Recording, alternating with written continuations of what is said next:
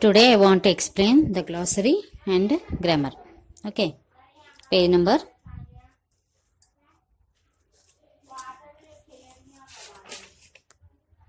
7 in textbook. First meaning tinna means elevated place on the veranda. We keep outside to like a stage like thing outside to sit. That is called as a tinna. Okay, and futile means unsuccessful. Huddle means held arms and legs closed because of fear or cold. So this is winter, no? So when we feel very cold, what we do? We hold our arms and legs close so that we do not feel cold, no? That is called as huddled. Okay. Reluctantly, unwillingly.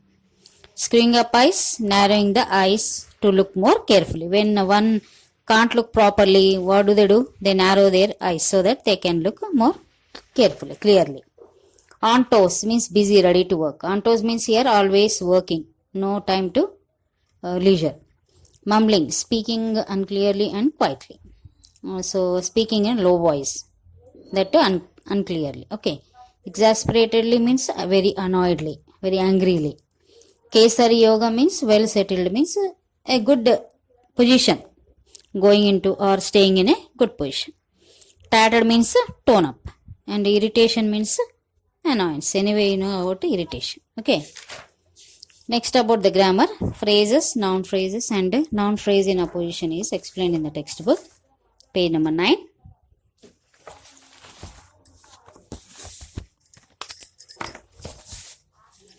So here an example is given.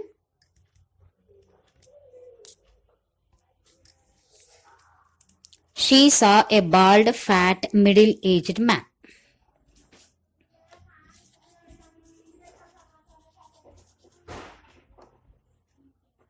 She saw a bald, fat,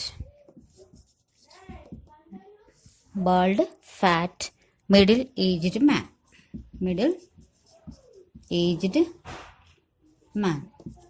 So here, bald, fat, middle-aged man is underlined. Okay. So here, which is the word in the underlined part is most important? Man is important. Remaining all are describing how is the man.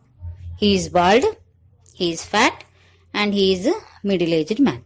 Okay. So underlined part which in the above sentence has more than one word. See here, 3 words are describing about the man. Bald, fat, and middle-aged. So such type sentences or this is called as a phrase. Bald, fat, middle-aged. This is called as a phrase. Okay? Understand? The underlined part in the above sentence has more than one word. It is called a phrase. So underlined part, bald, fat, middle-aged man functions as a noun phrase. We can call it as a noun phrase. And here man is important. And all over the words add more information to the man. I already told you, bald, fat, and middle-aged all are adding more information to the man. So it is called as a noun phrase. So man is called as a noun phrase. Actually these are all adjectives. Bald is adjective, fat is adjective, middle-aged also adjective. Man is called as a noun phrase. Man is called as a noun phrase. Noun phrase. Okay. Understand? So here A is article. A is the article. As I told you, A is article. Okay. And bald, fat, middle-aged comes under adjectives. Bald, fat, middle-aged. Middle-aged. These all comes under adjectives. And man comes under noun. So this is called a noun phrase. Okay. And this total is called as a phrase. Okay. So here they gave exercise. Complete the sentences with noun phrases using the words given in the brackets. I bought dash. Here in the bracket they gave beautiful, a umbrella, red. So how do you write? What do you write there? I bought a beautiful red umbrella. You can't say I bought umbrella beautiful red like that. You can't say, no? So meaningful sentence. You have to fill with the meaningful sentences. I bought a beautiful red umbrella. We saw dash in the zoo. Baby, a elephant of couple. So how do you write down? We saw a couple of baby elephants. We saw a couple of baby elephants. Couple means two. Okay. Our grandfather lives in dash. Big house, a stone built. So what do you write here? Our grandfather lives in a big stone built house. A big stone built house. Okay. Ramya has dash. Nice a saree silk.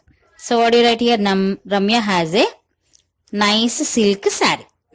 Ramya has a nice silk saree. Okay. Like that you have to fill in the blanks.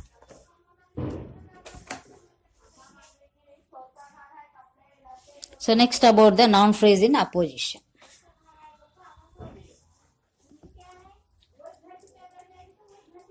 Noun phrase in apposition.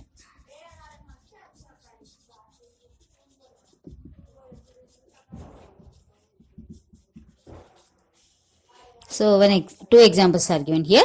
Kamala, her eldest daughter, a widow, got up reluctantly. Second example, don't you remember Vimala, a district collector Nambiar's eldest daughter? So here, Kamala, her eldest daughter, a widow. Kamala,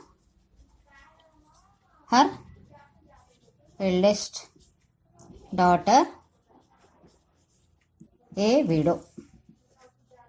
So here, her eldest daughter, a widow, are underlined. Got up reluctantly. Don't you remember Vimala? Second example. Don't you remember Vimala? District collector Nambiar's eldest daughter. District collector Nambiar's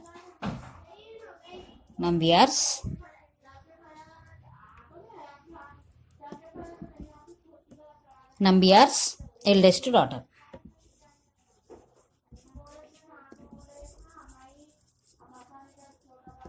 daughter. Okay.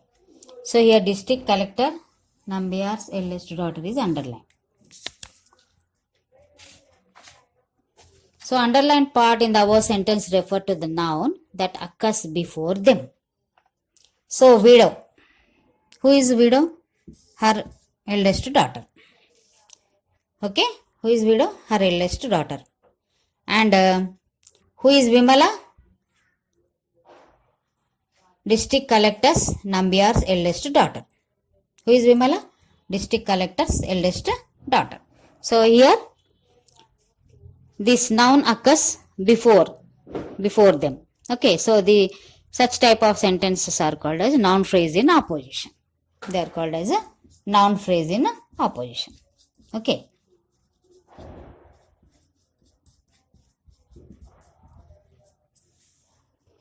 So here some exercise is given to you. Mahesh is my elder brother. He lives in Delhi. So how do you write down?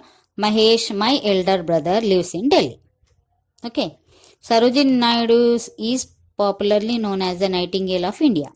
She wrote many poems in English. Sarojini Naidu dash wrote many poems in English. So what do you write down here?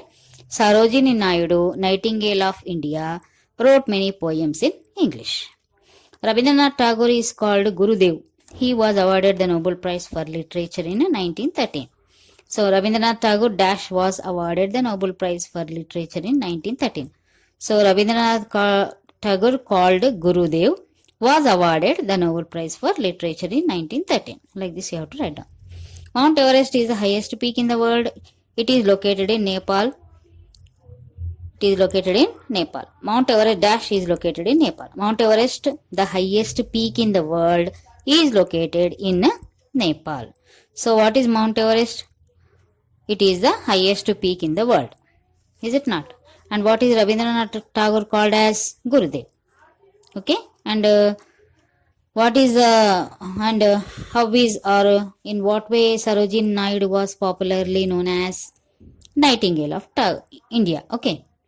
And who is Mahesh? My elder brother. Okay, so these all are refer to the nouns that occur before them.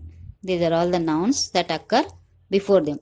Before Mahesh, before Sarojini Naidu, before Rabindranath Tagore, and before Mount Everest. Okay, so such are called as noun phrases in opposition.